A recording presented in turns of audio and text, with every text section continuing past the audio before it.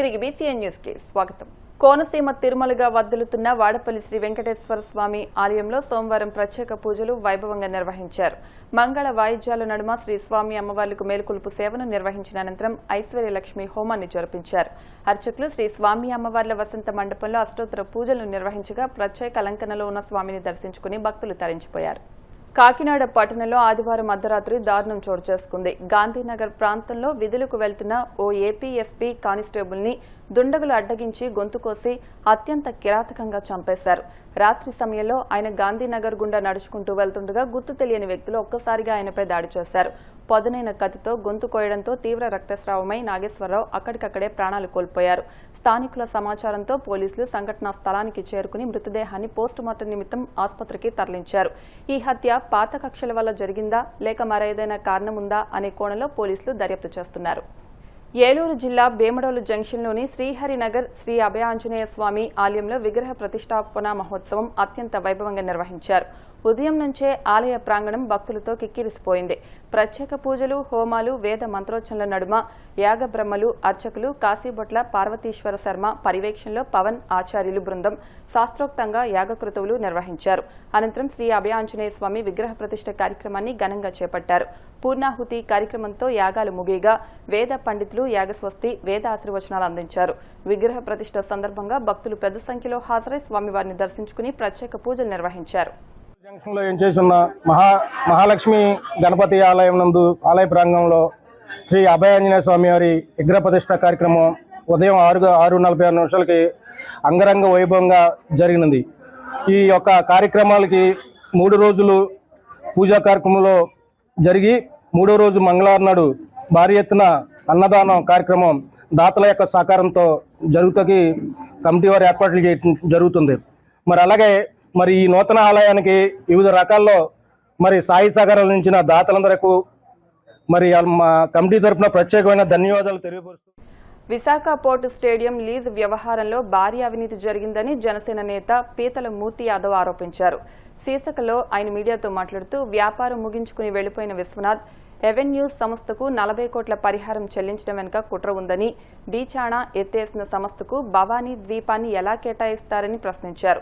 Stadium వెనుక నిబంధనలకు విరుద్ధంగా బహుళ అంతస్తుల భవనం నిర్మించారని, సింహాచలం దేవస్థానం భూములను ఆక్రమించి కోట్లు వసూలు చేశారని మండిపడ్డారు. బొడ్డేటి కాశీ విశ్వనాథం పోర్టు అధికారులపై సీబీఐ విచారణ జరిపించాలని ఆయన డిమాండ్ చేశారు. పోర్టు ల్యాండ్ ని లీజు చూపించి నిర్మాణ పనులు చేపట్టినటువంటి వ్యక్తి. అదే వైసీపీ ప్రభుత్వంలో గోకాట్ అని మీ అందరికీ తెలుసు, కాపులపాడు దగ్గర మొత్తం కోల్ కొట్టేసారు. ప్రభుత్వ స్థలాన్ని ఆక్రమించగా వ్యాపారం చేస్తూ ఉంటే అటువంటి వ్యక్తి సాక్షాత్తు ఎంతో పేరు ప్రఖ్యాతులు గావించినటువంటి రాజధాని ప్రాంతంలో భవానీ ద్వీపం ఐలాండ్లో ఇతగాడికి అడ్వెంచర్ థ్రిల్ సిటీ ఏదో కడతాడట. ఇతను 99 ఏళ్ల పాటు లీజ్ అట. నేను ఒకటే కోరుతా ఉన్నాను రాష్ట్ర ప్రభుత్వాన్ని, అయ్యా ముఖ్యమంత్రి గారు, మా అధినాయకుడు ఉప ముఖ్యమంత్రి గారు పవన్ కళ్యాణ్ గారు, మా మంత్రి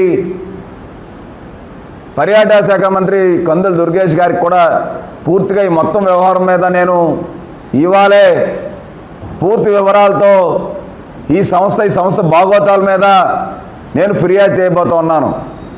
భవానీ ద్వీపంలో ఇచ్చినటువంటి టూరిజం ప్రాజెక్టులో భాగంగా విశ్వనాథ్ ఎవెన్యూస్కి ఇచ్చినటువంటి లీజు యొక్క జీవోను వెంటనే రద్దు చేయాలి. జీవో ఎంఎస్ నంబర్ 42 ఇది.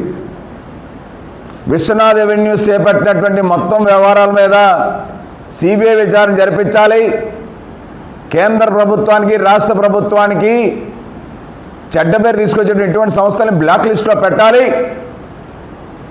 ఎవరైతే విశ్వనాథ్ ఎవెన్యూస్ బొడ్డేటి కాశీకి అలాగే బొడ్డేటి నరేంద్ర కుమార్కి సహకరిస్తున్నటువంటి పోర్టు అధికారులు ఎవరైతే వీళ్ళతో థర్డ్ పార్టీ అసెస్మెంట్ పేరుతో భారీ నష్టపరిహారాన్ని చెల్లించేటువంటి కార్యక్రమం ఏదైతే శ్రీకారం చుట్టి ఏదైతే ఇవాళ ముగింపు దశకొచ్చి వాళ్ళకి నగదు పెద్ద మొత్తంలో ఇద్దామని రెడీ అయ్యారో వీళ్ళందరి మీద సిబిఐ విచారణ జరిపించే విధంగా సెంట్రల్ విజిలెన్స్ కమిషన్ నేను కంప్లైంట్ చేయబోతున్నాను. ఇక మీదట ఎవ్వరూ కూడా ప్రజలు కానీ ప్రభుత్వాలు కానీ పెట్టుబడిదారులు కానీ వ్యాపారస్తులు కానీ ఫ్లాట్లు కొనుగోలుదారులు కానీ ఎవ్వరు కూడా ఏ విధంగా మోసపోకూడదన్నదే మా అభిమతం. Thank you. వార్తలు ముగించే ముందు ముఖ్యాంశాలు మరొకసారి.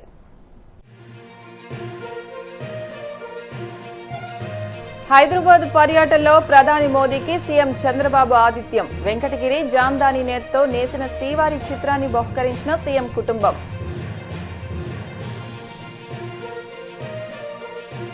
సైనస్ సర్జరీ తర్వాత విశ్రాంతి తీసుకుంటున్న పవన్ కళ్యాణ్ పరామర్శించిన ప్రధాని మోదీ. ఆరోగ్యం పూర్తిగా కుదుట పడ్డాకే పనుల్లోకి రావాలని ప్రధాని సూచన.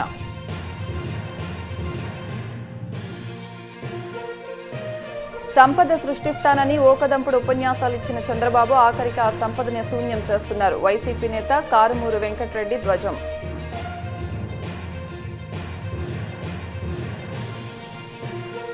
వాడపల్లి వెంకన్న ఆలయంలో ప్రత్యేక పూజలు. మంగళ వాయిద్యాల నడుమ శ్రీ స్వామి అమ్మవార్లకు మేలుకొలుపు సేవ, ఈశ్వరి లక్ష్మీ హోమం.